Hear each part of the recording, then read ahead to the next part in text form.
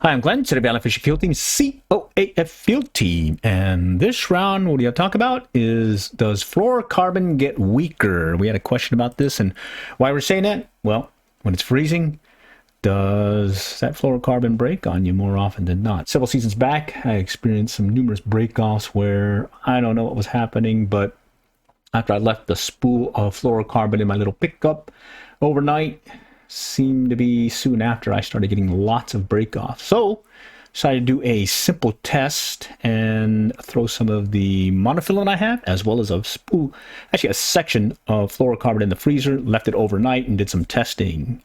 And, well, learned a few things.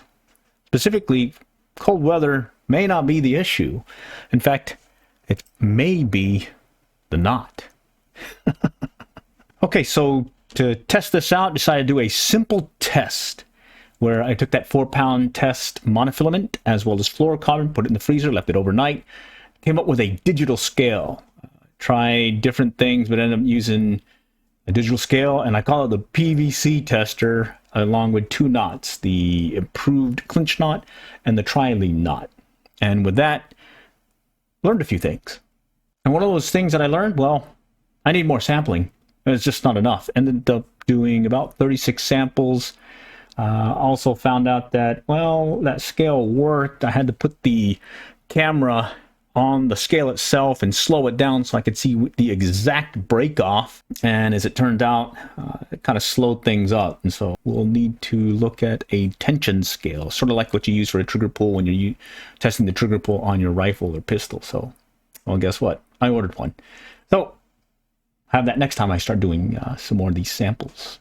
I may still use that PVC tester, but mainly to hold the line and use that as a pull against the tension scale. There's some other knots I want to look at, especially there's one that I found out about when you're using fluorocarbon that's highly recommended. I'm calling it the Shaw Grisby knot because that was the first one that popped up in YouTube, and guess what? After I looked a little bit more, there was a bunch of other YouTube videos as well as recommendations that all keep pointing to the Shaw Grisby knot. So, that said, need more sampling. Going to circle back here about another 30 days. I'm on my calendar to go and try doing some more of these tests. And now that I have that tension puller, or soon to have that tension puller, or scale, should be able to try it out and get you more info. Okay, so why the knot? Well, from the data that I had of the 36 samples, what seemed to suggest was frozen or not, cold or not, the improved clinch knot seemed to fail more often than the trilene knot. And so, hey, keep that in your back pocket. Going to probably slide over to the trilene knot instead of the improved clinch knot when I'm fishing with the fluorocarbon, or even better yet, maybe that Shaw Grisby knot. Also, when fishing warmer temperatures, it looked like you have the option to use either one. They were breaking off consistently. But I did notice that when the trilene knot broke versus when the clinch knot broke, it seemed it would break, meaning the trilene knot broke at a higher pound test. Like we're using 5-pound, 4-pound test, 4-pound test, and we were getting break-offs in the 5+ category. Again, it could be the scale that I'm using, but it was the same scale used across the board, so same comparison. And we were seeing that consistently that trilene knot seemed to break at a higher poundage than the improved clinch knot. Okay, we mentioned about other suggestions. So that Shaw Grisby knot, did a little search on YouTube, and here's a bunch of stuff that I found.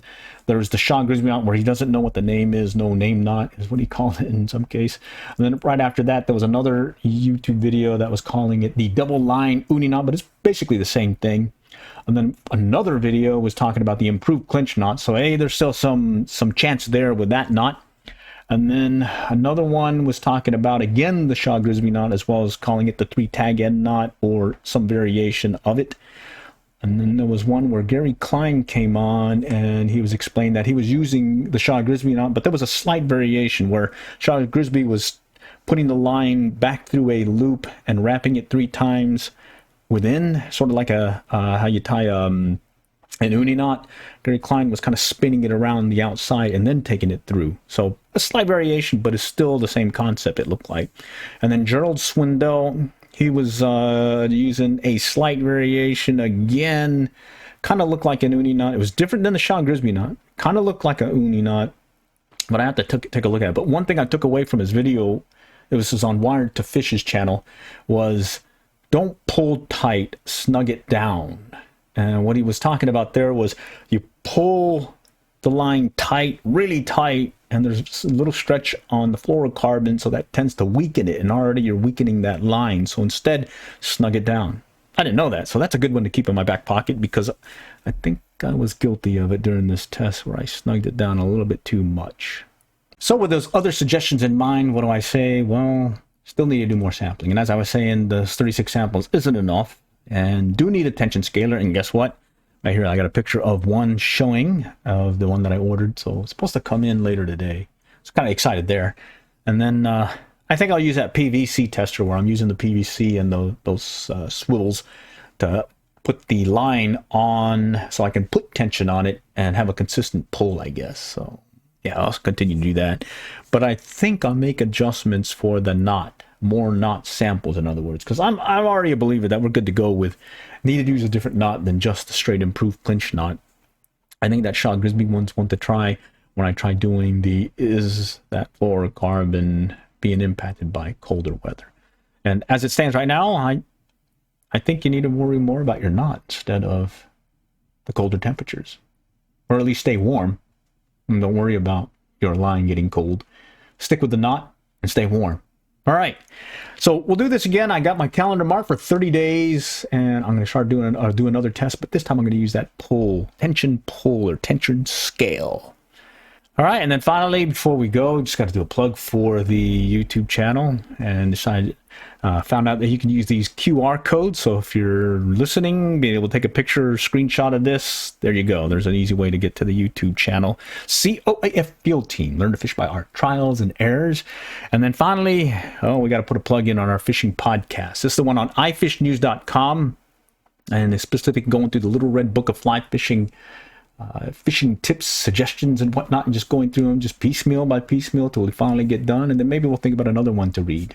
But anyhow, we've got the podcast archive at ifishnews.com, and if you don't have the time to listen or be able to access that, you can always go to, well, we started this, the internet radio station, iFish News, listentomyshow.com. Repeat again, ifishnews.listentomyshow.com. And there's another QR code, so you can just scan it, take a look at it, and, well, let it play. And basically, it just runs all the way through the entire podcast episodes of the Little Red Book of Fly Fishing. All right, so all for now. And, well, till next time, maybe in 30 days. We'll catch y'all later, and good luck and good fishing.